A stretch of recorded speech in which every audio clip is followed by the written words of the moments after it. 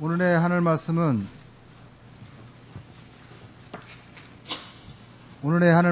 제1성서의 이사야와 제2성서의 로마서입니다. 먼저 이사야 56장 1절과 6절에서 8절을 읽겠습니다. 야훼께서 말씀하신다. 너희는 바른 길을 걷고 옳게 살아라. 나 너희를 구하러 왔다. 나의 승리가 나타날 때가 왔다. 외국인들도 야훼에게로 개종하여 나를 섬기고 야훼라는 이름을 사랑하여 나의 종이 되어 안식일을 속되지 않게 지키고 나의 계약을 지키기만 하면 나는 그들을 나의 거룩한 산에 불러다가 나의 기도처에서 기쁜 나날로 보내게 하리라. 그들이 나의 제단에 바치는 번제물과 희생 제물을 내가 즐겨 받으리라. 나의 집은 무엇 백성이 모여 기도하는 집이라 불리리라. 쫓겨났던 이스라엘 사람들을 모아들이신 나의 주 예수께서 이미 모아들인 이 사람들 위에도 모아드릴 사람들이 또 있다고 말씀하신다. 이어서 로마서 11장 1절에서 2절, 29절에서 32절 말씀을 읽겠습니다. 나는 또 묻겠습니다. 하나님께서 당신의 백성을 버리셨다고 할 수 있겠습니까? 절대로 그렇지 않습니다. 나도 아브라함의 후손으로서 베냐민 지파에 속하는 한 이스라엘 사람입니다. 하나님께서는 미리 뽑으신 당신의 백성을 버리시지 않았습니다. 엘리야가 하나님께 이스라엘을 고발하면서 한 말을 여러분은 성서에서 읽어보지 못했습니까? 하나님께서 한번 주신 선물이나 선택의 은총은 다시 거두어 가시지 않습니다. 전에 하나님께 순종하지 않았던 여러분이 이제 이스라엘 사람들의 불순종 때문에 하나님의 자비를 받게 되었습니다.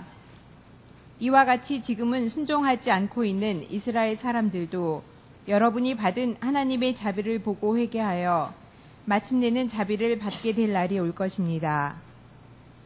하나님께서는 모든 사람을 불순종에 사로잡힌 자가 되게 하셨습니다. 그러나 결국은 그 모두에게 자비를 베푸셨습니다. 다 함께 시편 133편 1절 말씀을 읽겠습니다.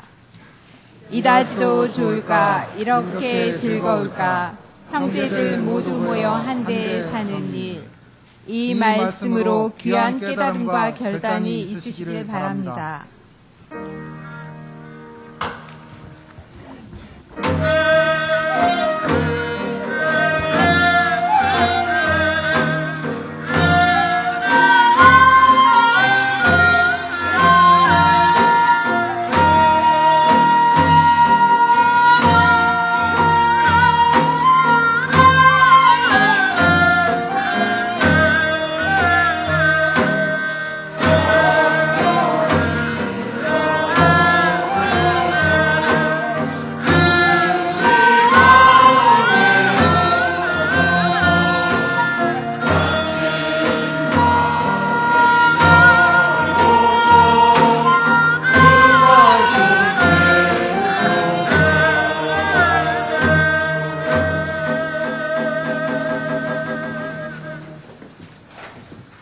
마테오 복음서의 말씀입니다.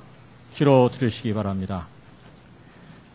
예수께서 거기를 떠나 띠로와 시돈 지방으로 가셨다. 이때 그 지방에 와 있는 가난한 여자 하나가 나서서 큰 소리로 다윗의 자손이시여 저희에게 자비를 베풀어 주십시오. 제 딸이 마귀가 들려 몹시 시달리고 있습니다 하고 계속 간청하였다. 그러나 예수께서는 아무 대답도 하지 않으셨다. 그때 제자들이 가까이 와서 저 여자가 소리를 지르며 따라오고 있으니 돌려보내시는 것이 좋겠습니다 하고 말씀드렸다. 예수께서는 나는 길 잃은 양과 같은 이스라엘 백성만을 찾아 돌보려고 해서 왔다 하고 말씀하셨다. 그러자 그 여자가 예수께 다가와서 꿇어 엎드려 주님, 저를 도와주십시오 하고 애원하였다. 그러나 예수께서는 자녀들이 먹을 빵을 강아지에게 던져주는 것은 옳지 않다 하며 거절하셨다. 그러자 그 여자는 주님 그렇긴 합니다마는 강아지도 주인의 상에서 떨어지는 부스러기는 주워 먹지 않습니까? 하고 말하였다. 그제야 예수께서는 여인아, 참으로 내 믿음이 장하다. 내 소원대로 이루어질 것이다 하고 말씀하셨다. 바로 그 순간에 그 여자의 딸이 나왔다. 이는 주님의 말씀입니다. 주님 감사합니다. 마음에 새겨 하겠습니다.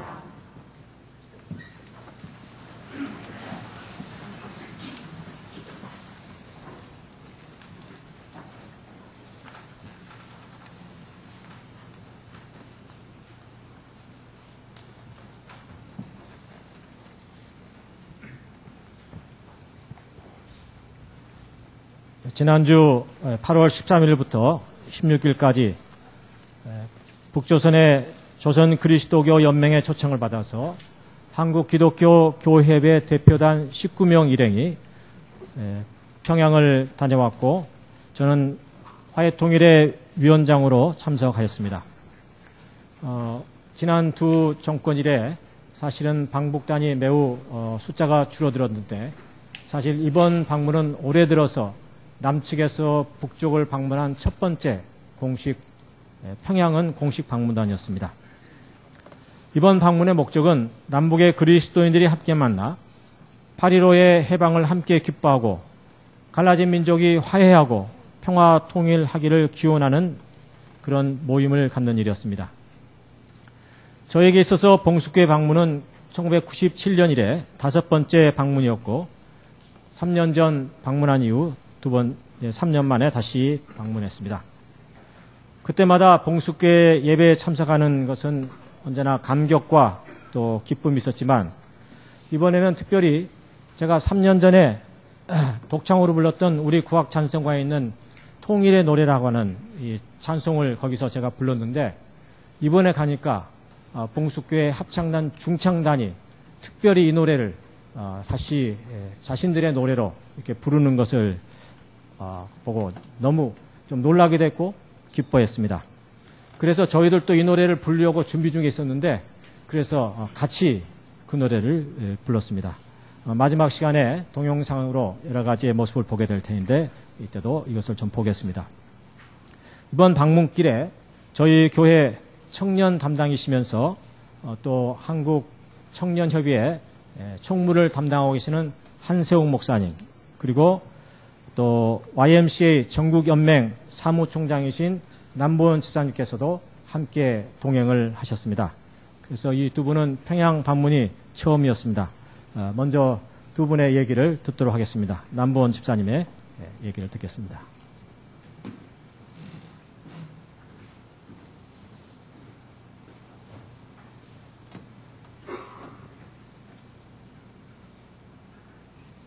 이번 방북은 저에게는 성서의 말씀처럼 마치 도둑과 같이 다가온 참으로 소중한 기회였습니다. 다 아시는 대로 현금의 남북 당국 간의 냉각된 관계를 생각할 때 NCC에서 나름대로 노력은 하겠지만 결국 성사되지 못하겠지 하고 사실상 기대를 접고 있었는데 하나님께서 선물을 주신 것 같습니다. 어제가 제 생일이었거든요. 아마 생일 선물로 방북을 선물로 주신 것 같습니다. 작년 11월 중국 심양에서 조그련, 그러니까 조선 그리스도교 연맹과의 한 차례 만남이 있긴 했지만 이번엔 그 장소가 평양인 만큼 괜한 설레임과 또 알 수 없는 두려움이 제 안에서 교차하고 있었습니다. 3박 4일 기간 동안 여러 곳을 방문했는데 나중에 사진을 보시겠는데요. 그 대부분은 옥류아동병원, 평양산원 유선종양연구소, 릉라 곱등어관, 여러분 곱등어가 뭔지 아십니까? 나중에 아마 답을 드릴 겁니다.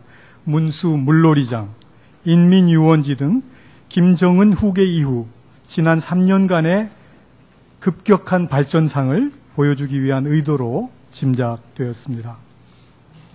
가장 감격스러웠던 순간은 봉수교회에서 교인들과 함께 드린 이른바 민족의 화해와 단합, 통일을 위한 8.15 북남 공동 기도 모임이었습니다. 그 가운데서도 예배 중에 모두가 함께 참여한 성찬식이었습니다. 성찬식 내내 왠지 모르게 눈물이 쏟아져 나왔습니다. 우리 대표단도 흘렸고 또 봉수교회의 많은 교인들도 손수건으로 눈물을 훔치는 모습을 볼 수 있었습니다. 아까 말씀하신 통일의 노래는 저희들이 답례 특송을 준비할 때 조원정 목사님께서도 용감하게 당신이 1절을 솔로로 하시겠다 이렇게 주장을 하셔서 저희들이 할 수 없이 받았는데 통일의 노래를 먼저 그 중창단이 너무 아름답게 불러서 1절 솔로가 약간 빛이 발했습니다.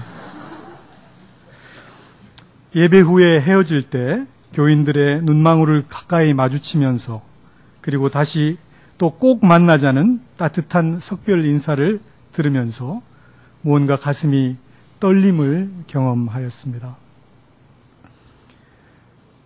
매일 아침마다 조원정 목사님과 함께 보통 강변을 산책하면서 그리고 일정에 따라 방문했던 여러 곳에서 만나거나 스쳐 지나간 평양의 다양한 시민들 혹은 인민들이라고 해야 되겠죠.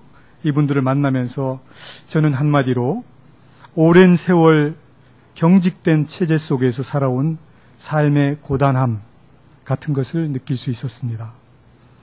우리가 승자 독식과 무한 경쟁의 극단화된 자본주의 체제에서 살아가면서 느끼는 고단함과는 비슷하면서도 또 다른 것이라고 생각했습니다. 짧은 기간이었지만 거기 머무는 동안 세 가지 생각이 제 머릿속에 지워지지 않고 계속 어른거렸습니다. 첫째는 권력이란 무엇인가라는 질문입니다. 역사적으로도 그렇고 최근의 정치적 형국을 보더라도 결국은 허리 잘린 한반도의 양체제가 필요 악과도 같이 자신의 권력을 정당화하고 유지 강화하기 위한 수단으로 상대방이나 분단 체제를 교묘히 이용해오고 있구나 하는 생각을 떨칠 수 없었습니다. 그 사이에서 혹은 민중들은 지배체제가 양산하는 이데올로기에 수동적으로 사로잡히는 안타까운 형국이 지속되고 있구나 하는 생각을 하게 되었습니다. 둘째, 저 자신도 모르는 사이에 그동안 제 생각의 틀이 나만 중심으로 형성되고 고착되었구나 하는 성찰과 자각이 왔습니다. 외눈박이처럼 반쪽의 인생을 살아왔구나 하는 생각을 했습니다. 다석 유영모 선생님이 말씀하셨던가요? 더 큰 전체를 사고하는 것이 진리에 더 가깝다고요. 그렇듯이 한반도 전체를 늘 염두에 두고 사고하는 것이 바르고 옳다는 생각이 들었습니다. 그렇게 생각하니 지난 역사의 궤적들, 조선 말기 이후 일제식민지 시대를 거쳐 8.15 해방과 분단, 6.25 한국 전쟁, 그리고 그 이후 분단 체제가 고착화되어 서로 다른 길을 달려온 지난 60여 년의 근현대사에 걸쳐 우리 민족이 정말 외세에 의해 이리저리 휘둘려온 불행한 역사가 계속 떠올라 저의 머리를 어지럽혔습니다.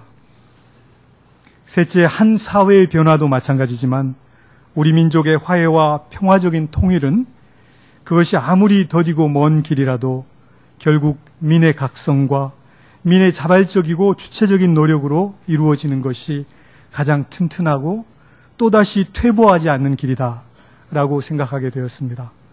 함석헌 선생의 생각하는 백성이라야 산다는 그 간명한 말씀이 다시금 새록새록 떠올랐습니다. 저 자신 한국기독교 청년회의 사무총장으로서, 아니 그 이전에 이 시대를 살아가는 그리스도인의 한 사람으로서 하느님과 역사 앞에서 더 철저하게 신앙과 역사의식으로 스스로를 연단하면서 우리 사회에 보다 넓게 평화의 기운을 일구고 그 기운들이 연합하여 민족의 평화적 통일로 수렴될 수 있도록 다시 새롭게 옷깃을 여미면서 시민운동과 에큐메니컬 운동에 매진해야 되겠다는 작은 다짐을 안고 평양을 아쉬워 떠나왔습니다. 감사합니다.